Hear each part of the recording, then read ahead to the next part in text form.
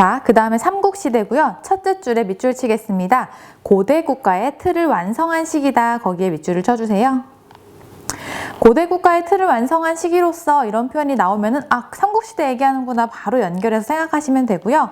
이 시대에는 무술을 중심으로 한 국방체육이 발달했다. 국방체육이라는 거는 이제 우리나라 지키는, 우리 국가를 지키는 체육이 발달했다라고 보시면 되는 거고요. 평소에는 심신을 단련한다. 심신을 단련한다에 밑줄 쳐주시고요. 교양을 쌓으며 사회생활의 규범을 배우고 국가 비상시에는 전투원으로서의 사회의 중심 인물을 양성하는 집단이었던 화랑은 삼국통일의 주역이다. 자, 고대 국가의 틀을 완성하는 시기로서가 삼국시대라는 거 알고 계시고 국방체육이라 그래서 국가 비상시에는 전투원으로서 사회원들이 활동했다라는 거 알고 계시면 되고요. 심신을 단련했다라는 거에 밑줄 친 이유는 뭐 신체적인 부분만 강조한 게 아니라 심리적인 부분과 신체적인 부분, 심신의 조화를 다 이루는 부분을 중요시했다라고 해서 밑에서 다시 한번 보실 거예요. 일단 여기서 이러한 내용 조금만 보시면 되고요. 삼국시대라 그래서 고구려, 신라, 백제인데 나중에는 통일신라가 되죠. 그 부분에 있어서 삼국통일의 주역이 이제 화랑이었다라는 내용도 하나의 추측입니다. 왜냐면 신라를 중심으로 통일이 됐기 때문에 통일신라를 봤을 때 신라는 다른 나라랑 뭐가 달랐지라고 보니까 신라의 화랑도가 대표적인 게 이유가 아니었을까 이런 식으로 역사라는 거는 추측을 하는 거라고 보시면 됩니다. 그래서 첫 번째 신라의 화랑도라 그래서 화랑도란 단어 나오면 신라 얘기하는구나 잘 생각해 주시면 되고요. 그 밑에 이제 형광펜으로 좀 표시를 하실게요. 이제 형광펜 먼저 표시하고 다시 들어가시면 앞에 삼국시대에다가 형광펜 표시해 주시고요. 그 다음에 신라, 동그라미 1번에 신라에다가 형광펜 표시하시고 그 옆에 화랑도에다가도 표시를 해주세요. 그 밑에 풍월도에도 표시하시고 풍류도, 국선도, 원화도 거기에다가도 형광펜 표시해 주시고요. 세소고개에다가도 표시, 그 옆에 원광법사에 표시해 주시고요. 그 다음에 109페이지 가셔서 동그라미 2번 고구려에 표시하시고 그 밑에 태학에도 표시, 그 밑에 경당에도 표시해 주시고요. 백제에 표시하시고 동그라미 3번에 백제, 그 옆에 박사제도에 표시해 주시고요. 그 다음에 2번 삼국시대의 무예라 그래서 동그라미 4번에 수박 나오죠. 수박에 표시해 주시고 그 다음에 밑에 3번에 민속스포츠와 오락이라 그래서 1번에 석전에 표시하시고 그 옆에 변전, 편전, 편쌈까지 다 표시를 해주세요.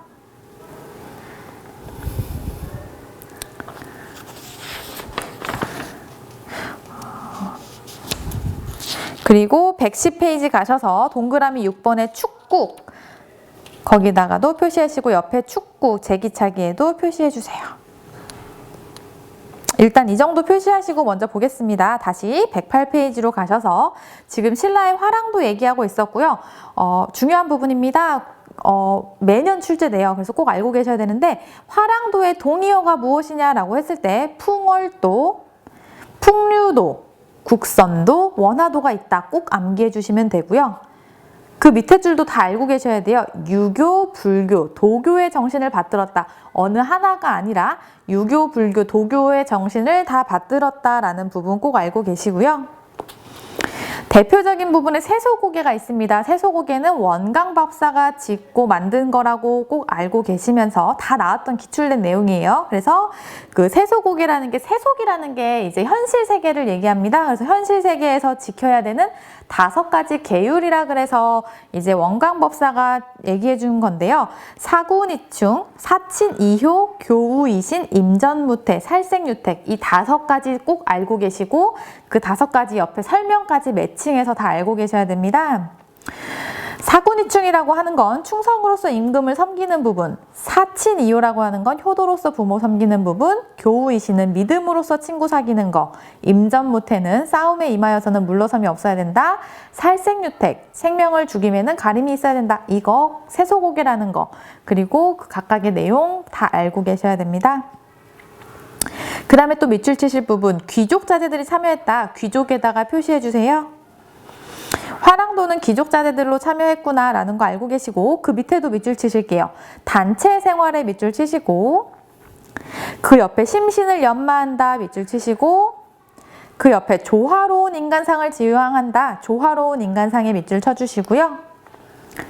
그 밑에 줄 중간에 보면 심신일원론에 밑줄 치시고, 그 옆에 전인교육에 밑줄을 쳐주세요. 여러분이 이 책을 달달 잘 외우시고 하나하나 꼼꼼히 보시면은 제가 굳이 밑줄 쳐드릴 필요는 없지만, 지금 제가 밑줄 쳐드리는 표현 하나하나를 꼭 알고 계셔야 되기 때문에 제가 다시 한번 짚어드리는 거예요. 그래서 신라의 화랑도는 귀족 자제들이 참여했다는 거 방금 얘기했었고요. 이거는 개인 생활이 아니라 단체 생활로 이루어졌다. 화랑도라 그래서 여러 사람이, 귀족 자제들 중에 여러 사람이 뽑혀서 단체 생활로 이루어진 게 화랑도라는 거 알고 계시고, 심신을 연마한다. 아까 위에 나왔죠. 심신을 단련한다라는 표현이 있었듯이 뭐 신체적인 부분만 중요시하는 게 아니라 이제 정신적인 부분, 심적인 부분과 신체적인 부분을 둘 다 중요시 여긴다. 그래서 심신을 연마한다.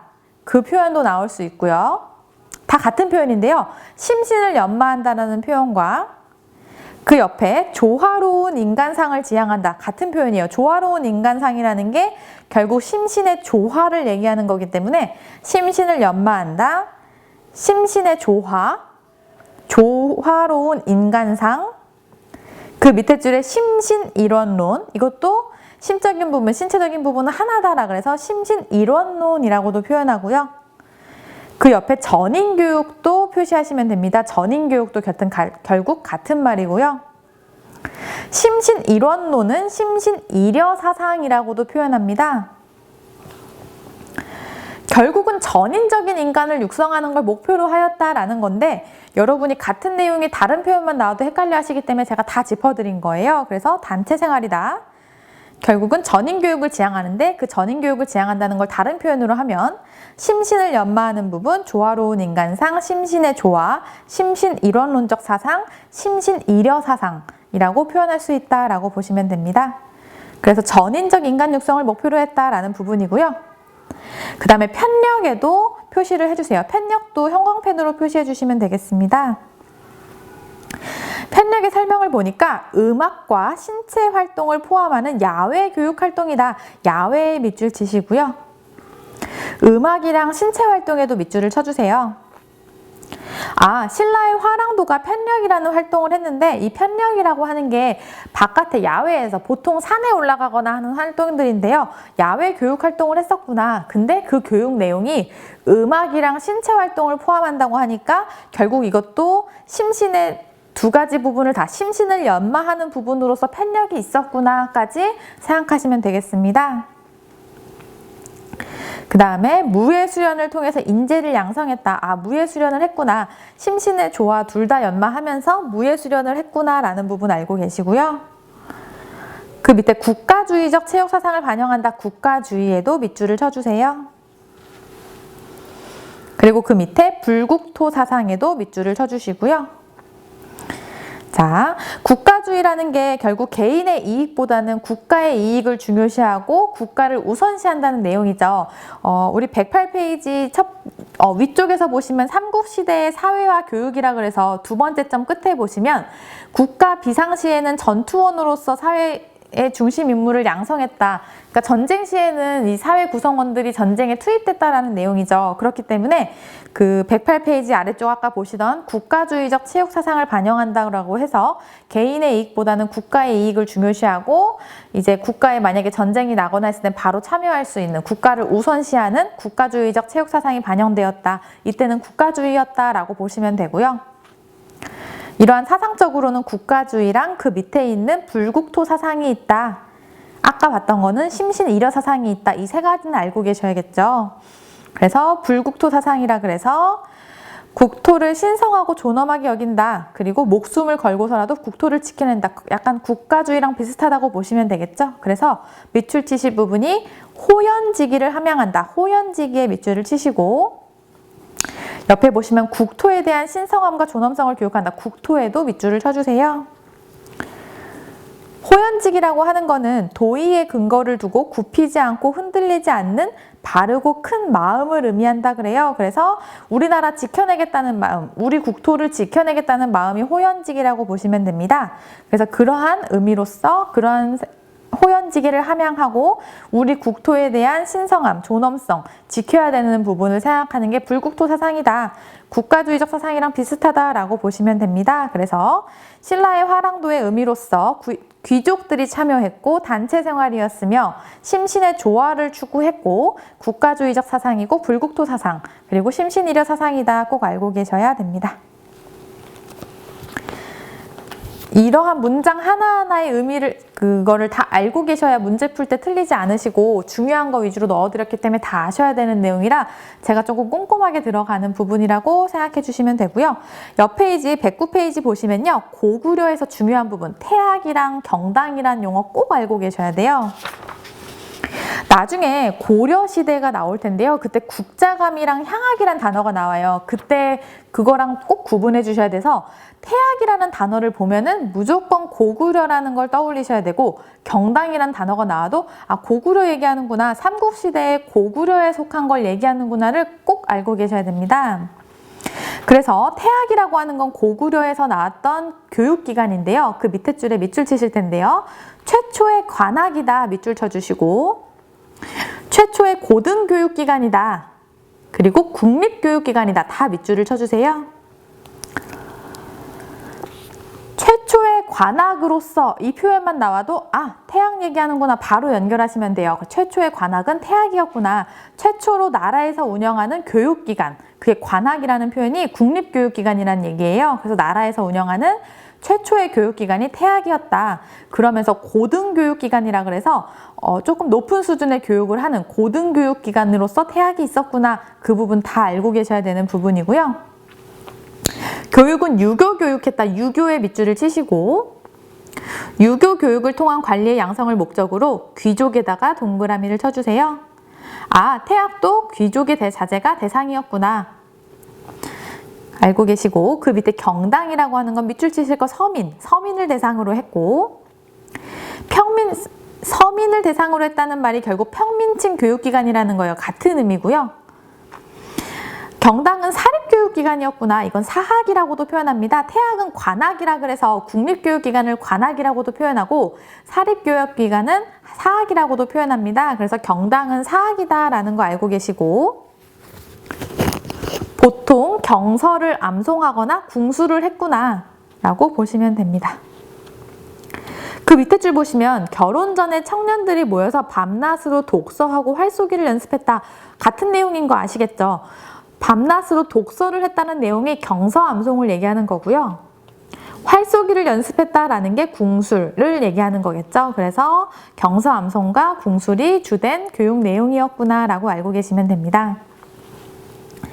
그 다음에 세 번째로 백제 박사제도가 있는데요. 박사제도가 이렇게 모시박사, 의박사, 역박사 등 여러 가지가 있다고 하는데 백제 박사제도에 대한 기록이 많이 남아있지 않아요. 그래서 그냥 박사제도가 백제에 대한 얘기를 한다는 것까지만 매칭을 해주시면 됩니다.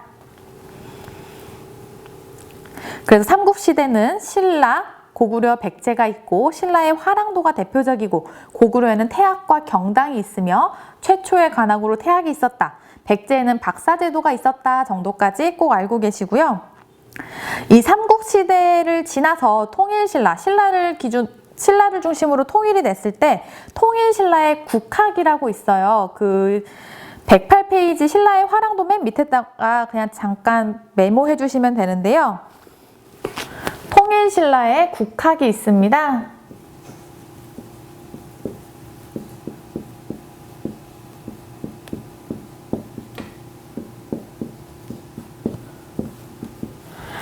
통일신라의 국학도 태학처럼요. 국립교육기관이고 고등교육기관이고 귀족의 자제만 입학했던 교육기관이다 라고 보시면 됩니다. 재학기간은 9년이었다고 하는데요. 이 9년까지 아실 필요는 없지만 통일신라 때는 국학이라는 것도 있었구나 라고 알고 계시면 됩니다. 그래서 109페이지 위에다가 하나만 적어 놓으실 텐데요. 우리가 지금의 대학도 다 고등교육기관에 포함되는데요. 국립대학이라고 하는 거는 고등교육기관을 의미하고요.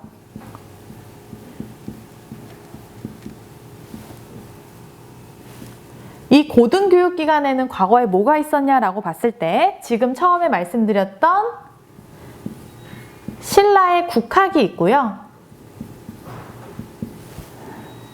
두 번째로 방금 봤던 고구려의 태학이 있죠. 칠판 보시면서 하나씩 쓰시면 됩니다. 자, 첫 번째 신라의 국학, 고구려 태학 먼저 써도 상관없어요. 고구려의 태학 방금 했었고 통일신라의 국학이 있었고요. 그 다음에 발해, 발해에서는 주자감이 있었고요.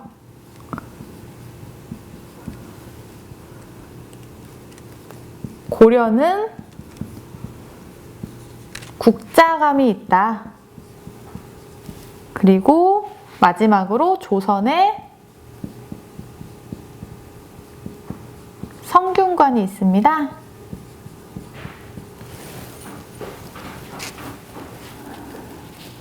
자, 제가 처음에 말씀드릴 때 109페이지 맨 위에 고구려 태학 했었죠. 우리 그때 고구려 태학 할 때 고구려 태학은 최초의 관학이다 라고 말씀드리면서 최초의 고등교육기관이다 라고 말씀드렸어요. 그 고등교육이라는 게 이제 국립대학이라는 의미고요.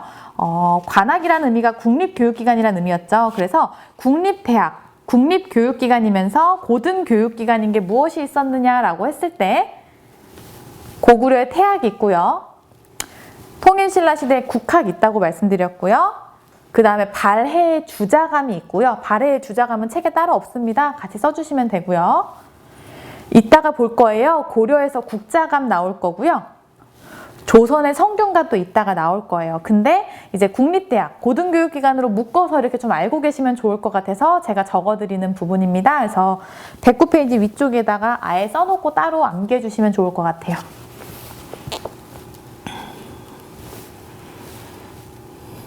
자, 여기까지 보시면 되고요.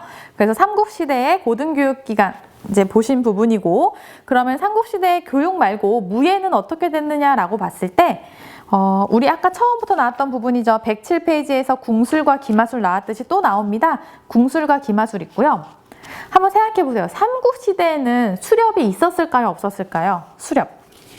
책에 지금 안 써 있는데 수렵 없는 걸까요? 아니죠. 수렵 있어요. 수렵은 사냥하는 걸 의미했었죠. 식량 구하거나 하는 사냥의 의미이기 때문에 수렵은 계속 있다고 보시면 돼요. 수렵이 이때 포함됐다고 해서 틀린 게 아니라 당연히 수렵도 포함되어 있고 계속 나왔던 기마술, 궁술 계속 나오는 부분이죠. 그렇게 보시면 되고, 그래서 그 밑에 보시면 방응이라는 부분 밑줄 치시고요. 방응 여기서 밑줄 치지 마시고 109페이지 밑에 민속 스포츠와 오락이라 해서 방응, 매사냥 써있죠. 여기다 밑줄 쳐도 상관없습니다. 어쨌든 방응이라는 단어가 나오면 매사냥을 얘기하는구나를 꼭 알고 계셔야 돼요. 그래서 의미가 여기 보시면 매를 길들여 사냥한다 라고 써있죠. 매를 이용해서 사냥하는 거죠. 매를 잡는 게 아니라. 그래서 매를 이용해서 사냥하는 걸 방응이라고 하는구나 꼭 알고 계시고요. 그 다음에 수박에도 아까 표시했었죠. 수박 보면 한문 한번 보시면요. 손수자예요. 손으로 하는 격투술인데요. 옆에 설명 한번 보시면 무기를 사용하지 않는다. 맨손무예다. 맨손무에 밑줄 치시고 맨손과 발을 이용한 격투기술이다. 격투기술에 밑줄 쳐주시고요.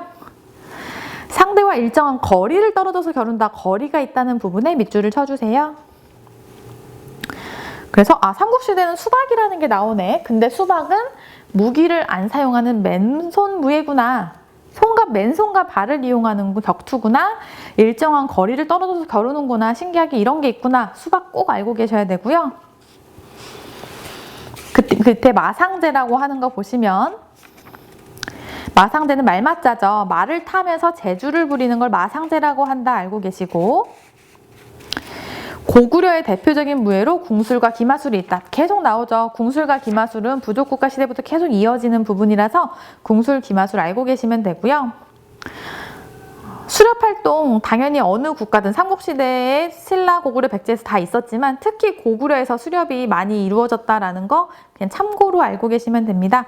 고구려의 대표적인 무예로 궁술과 기마술이 있고 수렵이 많이 대표적으로 이루어졌다라고 생각해 주시고요. 자, 그 밑에 보시면은 석전이라 그래서 석전은 변전, 편전, 편쌈이라고 하는구나 밑줄 쳐주시고요. 암기하셔야 돼요. 이거는 석전은 돌석자예요. 그래서 석전, 돌 얘기하는구나. 그래서 그 옆에 돌팔매질에 밑줄을 쳐주세요. 석전이란 단어 나오면 돌팔매질 의미 얘기하는구나. 돌 가지고 싸우는 거 얘기하는구나 라고 생각하시면 돼요. 조금 위험하겠죠. 돌팔매질을 얘기하는 거고, 전쟁에 대비하는 전투적 유희다. 전쟁과 관련된 부분으로서 석전이 있다. 석전이 전투 대비로서 하는 여러 가지 놀이이면서도 전투 대비의 행위였다라는 거 알고 계시면 되겠습니다.